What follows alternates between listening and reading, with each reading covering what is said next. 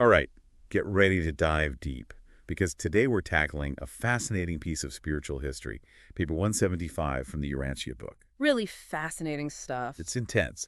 Picture Jerusalem, Yeah. Tuesday afternoon, tensions are running high after Jesus's, recent visit to the temple. Oh, absolutely. He's about to deliver his last temple discourse. Yeah.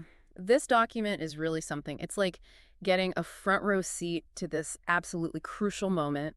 You see this message of mercy, but also this powerful warning to the Jewish people just days before, Yeah. the crucifixion. And I think for our listeners who might not be, familiar with the Urantia book, just to give a little bit of context, it's an incredibly detailed spiritual text. And it claims to offer this really unique perspective on Jesus's life and teachings. Absolutely. Next level insights for Yeah. sure. Yeah. And what I found so striking right off the bat is this contrast in the first and second half of Jesus's speech. Yeah. It's like night and day. It is. It's a fascinating study in contrast, definitely. The first part is all about this heartfelt plea for the Jewish people to turn back to God. Yeah. It really emphasizes his constant efforts, and this genuine desire to offer them salvation. It's like he's pleading with them. He is. And here's where it gets really interesting. Judas Iscariot, as you know, the one who ends up betraying Jesus, he actually misses this whole first part of the speech. It makes you think, how would things have been different if Judas had been there for that message of mercy and reconciliation? That's like a real sliding doors moment. Totally. But then the tone totally shifts. It's like someone flipped a switch. And Jesus delivers this incredibly powerful indictment of the Pharisees and the Sadducees, the Jewish leaders, and he does not hold back. He does not. This is where we get some of the most intense language in the whole text. He says, and I quote, "Woe unto you, scribes and Pharisees, hypocrites!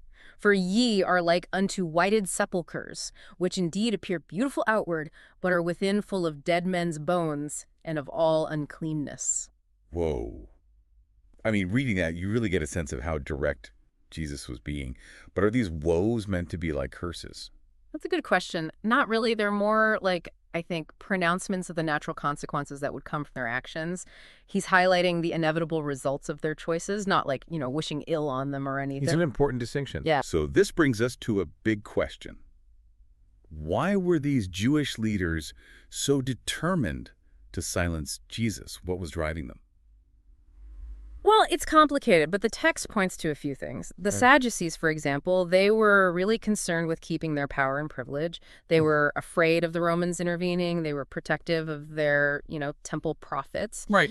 And they were really worried about potential social upheaval. They saw Jesus as this threat to their carefully constructed world. They were really invested in maintaining that status quo. Totally. Yeah. But then you've got the Pharisees, and they're coming from a totally different place. For them, it's all about authority, specifically their authority, their interpretation of religious law. Yeah, they were not happy. No, not at all. They saw Jesus as this direct challenge to their traditions. They even accused him of blasphemy for calling God his father. Oh, wow. Which, if you think about it for a second, how radical that claim would have been at the time. Yeah, it's hard for us to really grasp that. Absolutely unheard of. And what's so interesting is that we see those same power dynamics playing out even today.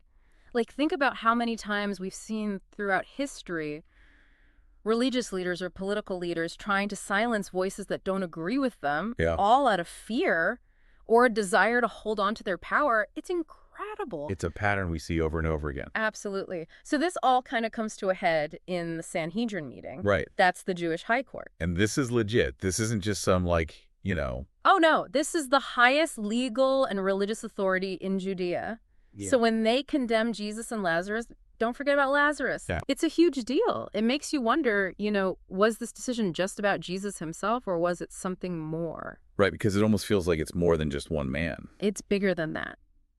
The Urantia book seems to suggest that when they reject Jesus, they're rejecting something much deeper, their covenant with God. It really makes you think about the relationship between individual choice and collective destiny. This heavy question. Absolutely. And the Urantia book really captures the magnitude of that decision. It talks about the city on edge, Jerusalem buzzing with speculation about Jesus's fate. You can practically feel the tension. It's palpable. Totally. Even individuals like Nicodemus, who's a secret believer in Jesus, he's torn between his faith and the very real danger posed by the authorities. It's that struggle, isn't it? Of wanting to speak your truth, but also being afraid of the consequences. Exactly. It makes you wonder, what would you do in that situation? Would you have the courage to stand up for what you believe in? It really makes you think about how our choices can have these huge ripple effects throughout history. No doubt about it. And, we can't talk about this event without addressing the elephant in the room. Right. The way this event has been misinterpreted throughout history, especially when it comes to anti-Semitism, it's definitely a sensitive topic, but it needs to be addressed. It does. It's one of those things we have to approach with a lot of care and understanding. Yeah. So I think it's really important to look at how the Urantia book handles this. Absolutely. And the text is very clear. God's love is universal. Yeah. It's for everyone. It's not just for certain groups. Right. Blaming a whole group of people for what a few individuals did is not just inaccurate. It goes against everything Jesus was talking about. It ultimately comes down to personal accountability, right? Exactly. Each person is judged on their own actions and choices, not their background or their religion. And that's something we're still grappling with today. It's a timeless message, for sure. And it really gets to the heart of why this deep dive into Paper 175 is so powerful. It's not just ancient history. It's a call to action for all of us. 100%. It's about confronting hypocrisy wherever we see it, looking inward and really examining ourselves. It's about choosing that path of love and mercy instead of judgment, even when it's hard. Absolutely. And recognizing that our choices, the ones we make individually and together, they have consequences that echo throughout time. This deep dive has given me so much to think about. So for our listeners out there who maybe haven't explored the Urantia book yet, what would you say is the most important takeaway from this last temple discourse? That's a great question. For me, it boils down to this. In this moment, Jesus embodies the power of truth and love. At the same time, he's calling it hypocrisy wherever he finds it. He's challenging us to live what we believe no matter what, and to have the courage to stand up for what's right even when it's difficult. That is such a powerful message. It's a good reminder that even when things are tough, there's always room for compassion and understanding. I think so, and that's what makes it so relevant even thousands of years later. It's proof that hope endures and redemption is always possible. Well said. This has been an incredible deep dive. For anyone listening who wants to learn more, I definitely recommend checking out Paper 175 in the Urantia book. It's one of those texts that really stays with you. Couldn't agree more. It really makes you think critically, challenge what you think you know, and strive to live more authentically. Perfectly put. And on that note, we'll wrap up this deep dive. Thanks for joining us on this journey through such a pivotal and thought-provoking moment in history. Until next time, keep asking questions, stay curious, and never stop searching for the truth.